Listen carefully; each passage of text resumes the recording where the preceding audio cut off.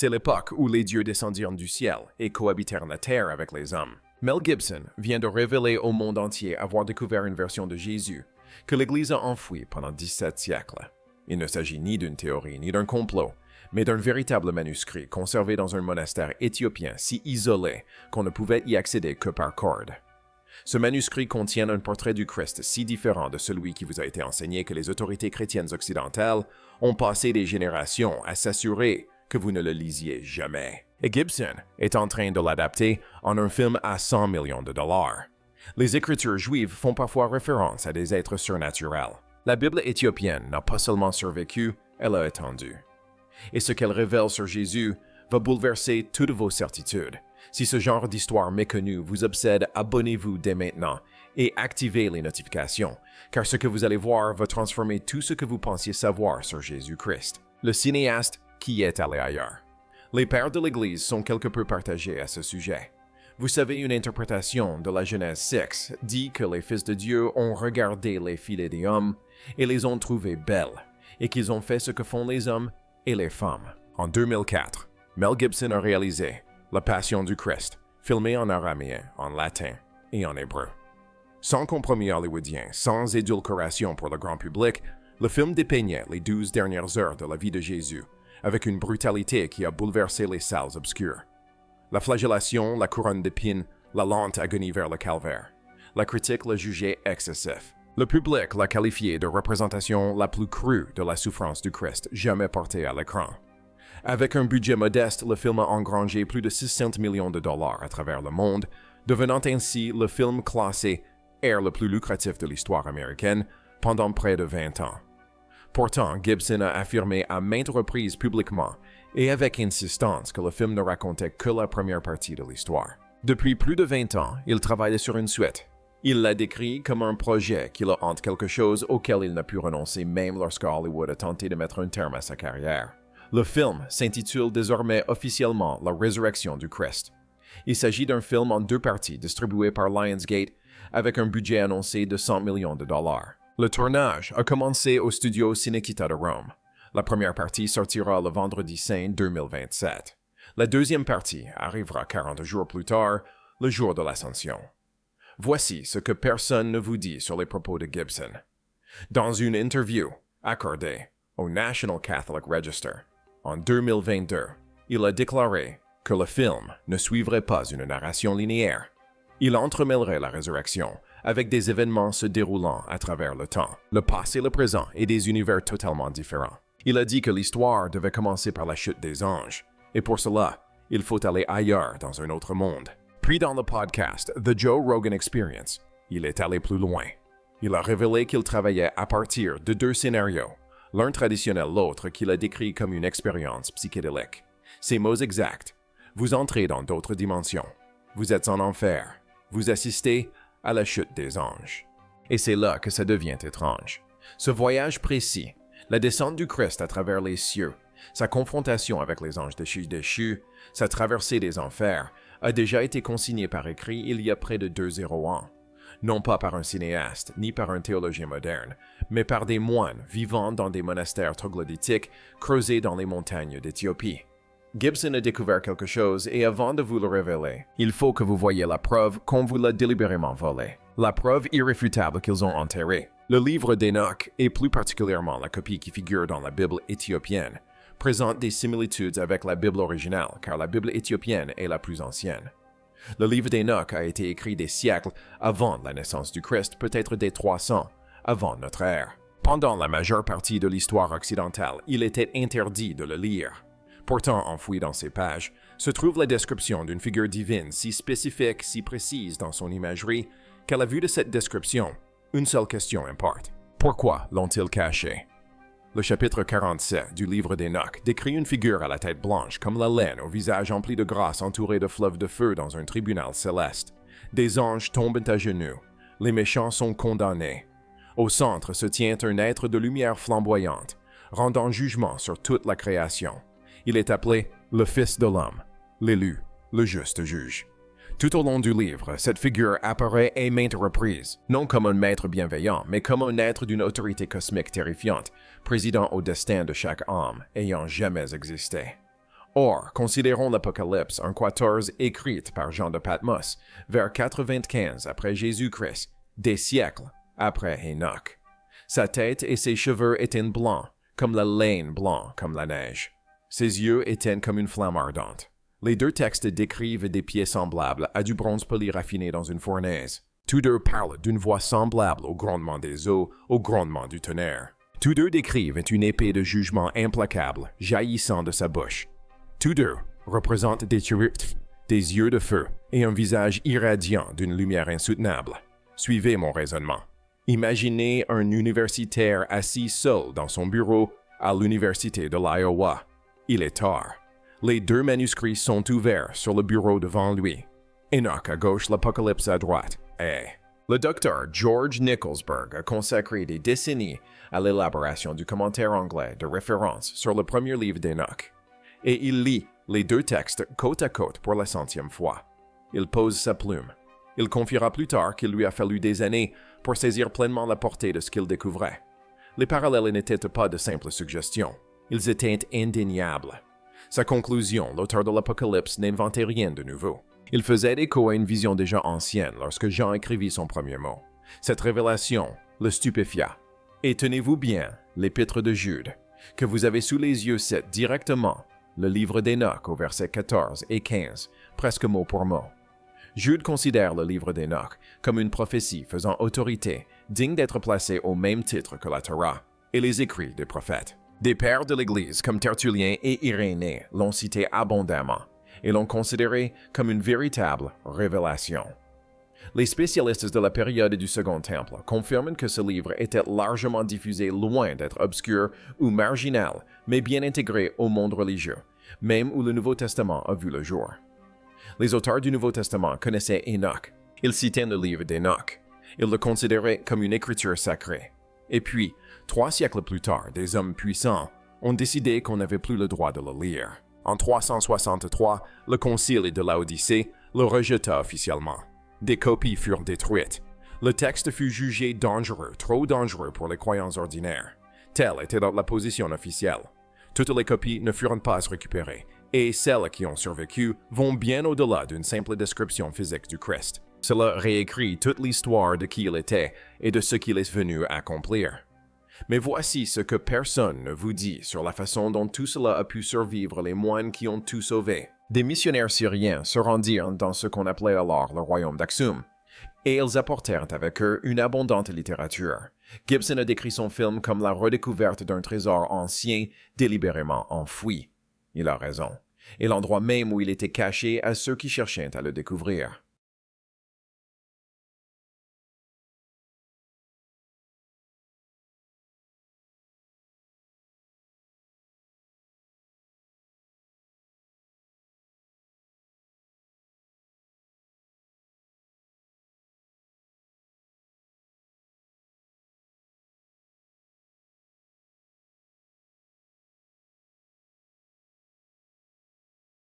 L'Éthiopie est l'un des endroits les plus reculés de la planète. L'Église orthodoxe éthiopienne trouve ses origines au IVe siècle, sous le règne du roi Ezana d'Aksum, faisant de l'Éthiopie l'une des plus anciennes nations chrétiennes au monde. Ces écritures ont été préservées en Gèze, une ancienne langue sacrée qui a donné naissance à une tradition littéraire chrétienne avant que le latin ou le grec ne s'impose dans la foi. Lorsque l'expansion islamique déferla sur l'Afrique du Nord au 7e siècle, l'Éthiopie devint une île chrétienne isolée, encerclée, coupée des conciles, des décrets, des autodafés. Cet isolement sauva tout. Au perché, dans les monts Tigrés, dans des monastères creusés à flanc de falaises accessibles uniquement à l'aide de cordes et à main nue, les moines continuèrent de copier de génération en génération, de siècle en siècle. Des pièces obscures éclairées par des lampes à huile. Une encre composée de minéraux et de plantes du parchemin fait de peaux d'animaux.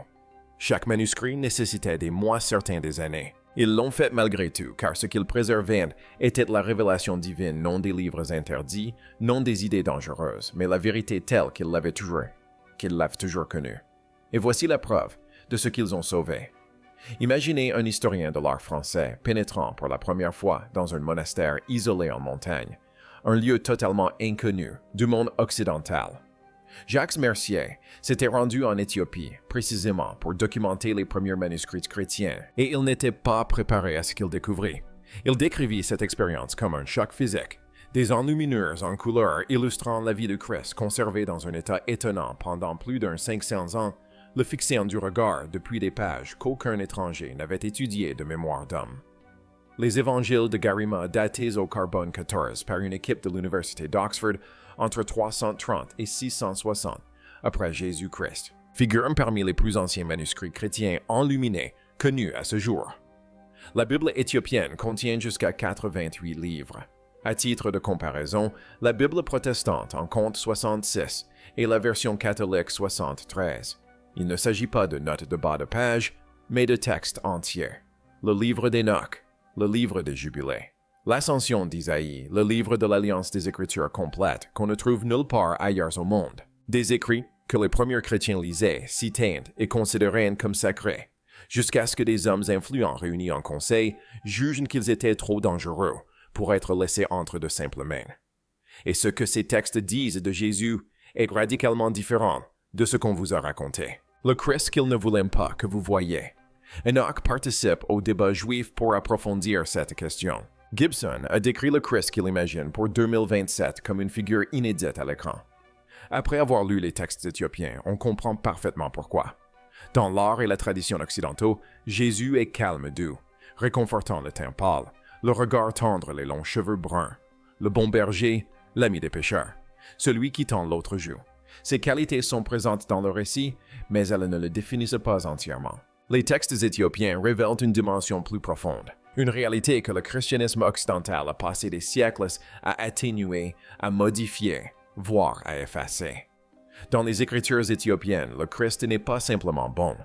Il est immense, cosmique, bouleversant à la fois sauveur et juge guérisseur, et guerrier lumière qui réconforte et lumière qui aveugle.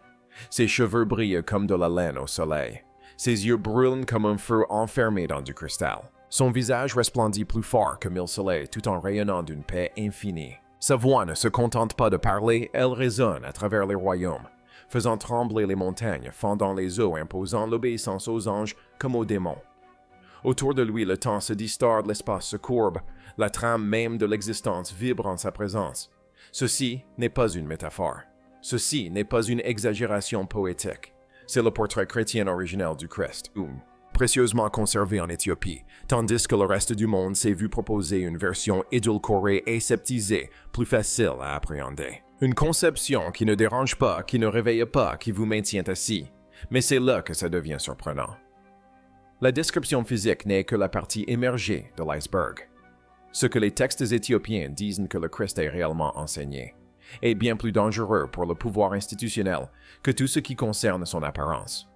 Dans un passage, Jésus déclare « Vous n'êtes pas des enfants de poussière, mais des enfants de lumière. » Arrêtez, relisez ça. Le christianisme occidental traditionnel inculque un message unique à chaque croyant.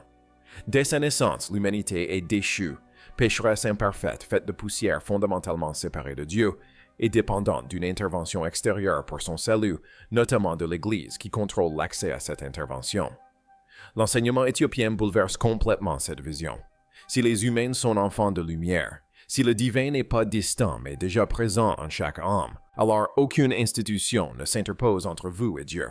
Aucune. Le salut n'est pas un don dispensé par des voies officielles. C'est une prise de conscience de ce qui existe déjà en vous. Le royaume de Dieu est en vous, dit le Christ dans ses textes. Non pas comme une métaphore, mais comme une vérité fondamentale et littérale. Suivez la piste de l'argent, suivez celle du pouvoir, et vous comprendrez immédiatement pourquoi cet enseignement a dû être aboli. Songez au mode de fonctionnement de l'Église médiévale. La dîme, un pourcentage du revenu de chaque foyer versé directement au clergé. Les indulgences étaient des paiements effectués à l'Église en échange d'une réduction de peine après la mort. Il y avait aussi les frais de baptême d'extrême-onction et d'inhumation chrétienne. La confession, un aveu privé et obligatoire de ses péchés à un prêtre, était indispensable pour obtenir le pardon. Toute la structure financière de l'institution la plus puissante d'Europe reposait sur un unique fondement théologique, l'impossibilité pour le commun des mortels d'atteindre Dieu par lui-même. Sans ce fondement, tout l'édifice s'écroule. Si le divin réside déjà en chaque être humain, l'intermédiaire d'un prêtre pour la confession est superflu. Nul besoin d'acheteur d'indulgence. Nul besoin de payer pour le baptême ou les droits funéraires. Nul besoin de verser la dîme à une institution qui prétend avoir un accès exclusif au Dieu qui est déjà en vous. L'Église est superflue, ni comme structure de pouvoir, ni comme opération financière, ni comme unique voie du salut. Ce ne sont pas des questions théologiques. Ce sont des questions d'argent, de pouvoir et de contrôle sur des civilisations entières. Les textes éthiopiens contiennent également une prophétie qui sonne comme un avertissement adressé directement à l'avenir. Un passage déclare que dans les temps futurs, les hommes créeraient des dieux de leur propre même et adoreraient les fruits de leur imagination au lieu de l'esprit de vérité. À la Renaissance, les artistes européens ont fait exactement cela, transformant l'image du Christ en une figure pâle, délicate et typiquement européenne. Au fil des générations, ces peintures ont discrètement remplacé le Christ cosmique rayonnant décrit dans les textes les plus anciens. La prophétie l'avait annoncé des siècles à l'avance. Et c'est précisément pourquoi le concile de Laodicée ait rejeté le livre d'Enoch en 363 après Jésus-Christ. Pourquoi l'ascension d'Isaïe a-t-elle été qualifiée d'apocryphe et ses copies détruites? Le message était d'une clarté implacable. Le salut ne passe que par les voies officielles, et ces voies menaient à Rome. Mais toutes les copies n'ont pas été détruites par les flammes, et le texte que le film de Gibson reflète le plus fidèlement n'a jamais été touché. Les 7 cieux que Gibson s'apprête à filmer. Le livre d'Enoch n'a jamais été considéré comme une écriture par les Juifs, mais figure dans la Bible éthiopienne. Lorsque Gibson a confié à Joe Rogan son désir de montrer le Christ traversant d'autres royaumes, assistant à la chute des anges et à leur descente aux enfers, il décrivait un voyage que l'ascension d'Isaïe avait déjà cartographié avec une précision extrême près de 200 ans auparavant. C'est là le privilège exclusif de Gibson. Aucun autre cinéaste n'a exploré ce sujet. L'ascension d'Isaïe date de la fin du 1er ou du début du 2e siècle, ce qui la rend contemporaine de certaines parties du Nouveau Testament. Elle emmène le prophète Isaïe dans un voyage guidé à travers 7 niveaux célestes distincts. Non pas une vague métaphore spirituelle, mais une description architecturale structurée des royaumes cosmiques, chacun avec ses propres êtres, ses propres lois de la réalité et sa propre proximité avec le divin. Dans le premier ciel, les anges veillent sur la terre. Dans le deuxième, les mouvements des étoiles et des corps célestes sont orchestrés. Dans le troisième, Isaïe contemple le paradis lui-même, et notamment l'arbre de vie. Il franchit des portes de feu vivant, marche sur des sols de lumière stellaire cristallisée, découvre une architecture non de pierre, mais d'énergie pure. Au 6e ciel, Isaïe s'effondre. La splendeur des êtres qui s'y trouvent est trop forte pour un corps humain. Et pourtant, même leur gloire n'est que le reflet de quelque chose d'infiniment plus grand qui l'attend au-dessus. Puis vient le 7e ciel, un royaume où aucun être créé ne pourrait survivre par nature. Isaïe contemple le bien-aimé, une figure d'autorité rayonnante, prête à descendre dans l'existence humaine. Et c'est là que le texte devient stupéfiant. Ce récit décrit la descente du Christ avec une précision extraordinaire. Il ne se contente pas de tomber du ciel sur la terre. À chaque niveau, il voile délibérément sa propre divinité, afin que les êtres présents puissent le percevoir. Au 6e ciel, il apparaît comme un être du 6e ordre. Au 5e niveau, en tant qu'être du 5e niveau. Son éclat s'estompe à chaque étape, non pas parce que sa puissance faiblit, mais parce qu'il choisit de se contenir. Couche après couche, il s'enveloppe de l'imitation, l'infini se comprimant dans le fini. Ceci n'est pas un accident. Ceci n'est pas une chute. C'est un acte chirurgical de dissimulation de soi, accompli par l'être le plus puissant qui existe, niveau après niveau, à travers de multiples dimensions, avec une intentionnalité totale. À chaque étape de sa descente, il choisit de se réduire non par nécessité, mais parce que la mission l'exige. Lorsqu'il arrive à Bethléem sous la forme d'un nourrisson, même les anges inférieurs ne voient qu'un enfant ignorant tout de la présence cosmique dissimulée dans ce petit corps fragile. Seul Dieu le Père et le Saint-Esprit reconnaissent sa véritable nature. Tous les autres êtres de la création sont trompés non par malice, mais par l'immensité de son sacrifice. Suivez-moi bien, car la crucifixion, dans ce contexte, n'est pas celle décrite par le christianisme occidental. C'est une rupture cosmique, la source même de la vie l'être dont la parole soutient chaque atome de la création à chaque instant est en train de mourir, pas au sens figuré en réalité. Le point d'origine de l'existence, sais-tu? Ce silence remodèle la structure même de la réalité. Les ténèbres, au moment de la crucifixion, n'étaient pas dues aux intempéries. Le tremblement de terre n'était pas d'origine géologique. C'étaient les symptômes physiques de la création réagissant à la mort, de ce qui la maintenait unie. L'univers entier a enregistré ce qui s'était passé, car l'univers entier avait été bâti par l'être qui venait de cesser de respirer. Puis vient la résurrection, non pas le retour à la vie d'un corps. L'être le plus puissant qui soit retrouve toute sa gloire illimitée après avoir volontairement confiné ce pouvoir dans une chair humaine. Toutes les limites sont simultanément brisées. Chaque voile levé, toute la splendeur se déchaîna. Non pas progressivement, non pas doucement, non pas d'une manière que quiconque aux alentours aurait pu supporter sans s'effondrer. Les disciples qui en furent témoins ne furent pas consolés. Ils furent anéantis. Les gardes du tombeau s'effondrèrent submergés par la proximité de quelque chose qui dépassait leur entendement. La pierre ne roula pas parce que quelqu'un l'avait déplacée. Elle bougea parce que ce qui se trouvait derrière elle ne pouvait plus être contenu. C'est cette résurrection que Gibson dit vouloir filmer. L'ascension d'Isaïe décrit précisément cette séquence, la descente à plusieurs niveaux. La dissimulation délibérée, la crucifixion comme rupture cosmique, la résurrection comme pleine splendeur déchaînée près de 2-0 ans avant la naissance de Mel Gibson. Il n'invente rien de nouveau. Il exhume un récit ancestral. Les Écritures juives. Paroles vivantes font parfois référence à des êtres surnaturels. Dans les églises éthiopiennes d'aujourd'hui, la vision cinématographique de Gibson se manifeste déjà comme une théologie vivante. Le Christ est connu sous le nom d'Exia Père, Seigneur de l'univers, à la fois majestueux et doux, feu et lumière, puissance et compassion. Les icônes éthiopiennes le représentent avec une peau sombre et des yeux profonds et pénétrants, auréolés d'or, rayonnants, pleinement humains et indéniablement cosmiques. Dans la tradition occidentale, Jésus offre d'abord le réconfort. Dans la vision éthiopienne, c'est la vénération qui prime. On prend conscience de la grandeur de celui qui se tient devant soi. Vient ensuite le réconfort. Et voici ce que révèlent les manuscrits éthiopiens. Les miracles du Christ ne sont pas de simples actes de bonté, mais des restaurations de l'ordre cosmique.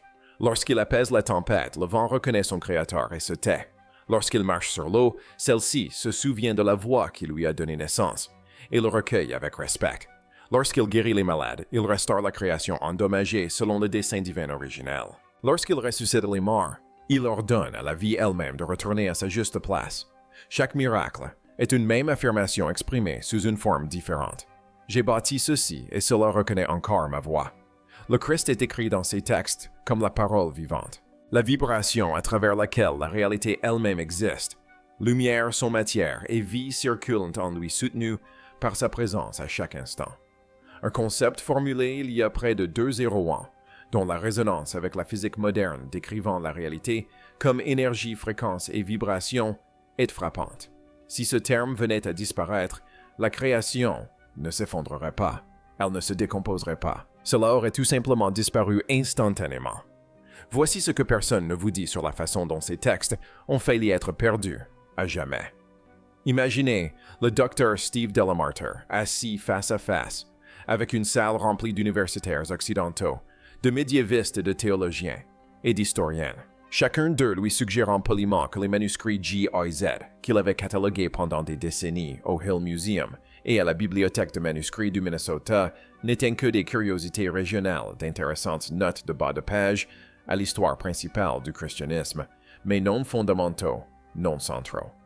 Il confiait que le plus difficile dans sa carrière avait été de les convaincre qu'ils avaient tort qu'il avait raison. Les équipes de numérisation modernes confirment aujourd'hui précisément ce qu'il affirmait. Les évangiles de Garima révèlent une tradition de production de manuscrits enluminés dans le royaume d'Aksum à la fin de l'Antiquité qui rivalise avec tout ce qui a été produit en Europe. Les historiens sont contraints de reconsidérer où les traditions intellectuelles chrétiennes les plus avancées ont réellement prospéré au cours du premier millénaire. La réponse n'est ni Rome, ni Constantinople. Elle se trouve dans ces monastères à flanc de falaise, éclairés par des lampes à huile et préservés par des hommes dont les noms n'ont jamais été consignés. La Convergence. Gibson a toujours présenté les Écritures comme une histoire vérifiable. Il se dit ouvertement, profondément chrétien, et affirme avoir une confiance absolue en la Bible.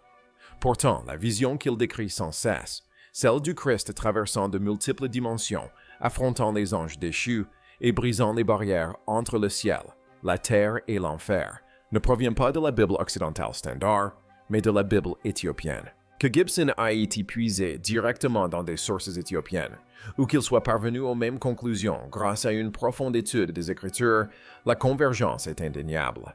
Et c'est là que cela devient étrange. Le Jésus bienveillant de l'art de la Renaissance a toujours été une réinterprétation. Le Christ flamboyant d'Enoch, le descendant cosmique d'Isaïe, la parole vivante qui maintient la réalité en équilibre par sa voix. C'était l'original, celui qui fut écrit en premier, le plus longtemps préservé et le plus violemment réprimé. Et pendant 17 siècles, des milliards de personnes ignorèrent son existence. Si son film reste fidèle à la vision qu'il a décrite, les spectateurs de 2027 ne rencontreront pas le Jésus occidental familier. Ils rencontreront un Christ plus proche de la tradition éthiopienne que tout ce que le christianisme a jamais porté à l'écran. Un être de feu cosmique et d'autorité illimitée, qui a choisi de s'incarner, de traverser la souffrance et la mort en temps réel, de ressentir chaque blessure et chaque trahison, puis de resplendir à nouveau dans toute sa splendeur divine, en un instant qui a ébranlé la structure même de la réalité. Songez à ce que les moines qui ont préservé ce texte avaient compris et que nous avons oublié. Ils savaient que la version du Christ qu'ils recopiaient n'était pas celle que le pouvoir voulait diffuser. Ils savaient que chaque génération de christianisme politique avait œuvré à le réduire, à le rendre docile, institutionnel, accessible uniquement par des voies officielles. Ils ont néanmoins imité ce mouvement. Dans des pièces éclairées uniquement par le feu, les mains endolories, par la plume de roseau, pour un public qu'ils ne rencontreraient jamais à une époque inimaginable. Pendant 17 siècles, ils ont tenu bon.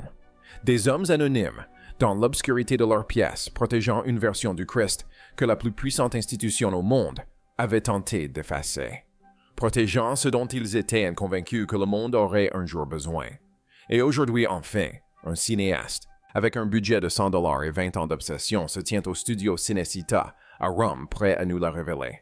Les moines n'ont jamais su son nom, mais ils ont préservé ce dont il avait besoin. Si une version du Christ a pu être enfouie si profondément que des milliards de personnes ont ignoré son existence, quels autres textes reposent encore dans des monastères à flanc de falaise, attendant d'être découverts? Partagez votre réponse dans les commentaires ci-dessous. Et si vous souhaitez être présent lorsque nous dévoilerons le prochain texte sacré, interdit, abonnez-vous dès maintenant et activez les notifications. Car il existe dans ces monastères des livres qui font passer le livre d'Enoch pour un simple échauffement, des livres sur la nature des anges, des livres sur le monde d'avant le déluge, des livres qui décrivent des événements qui ne se sont pas encore produits. Ce n'est que le début.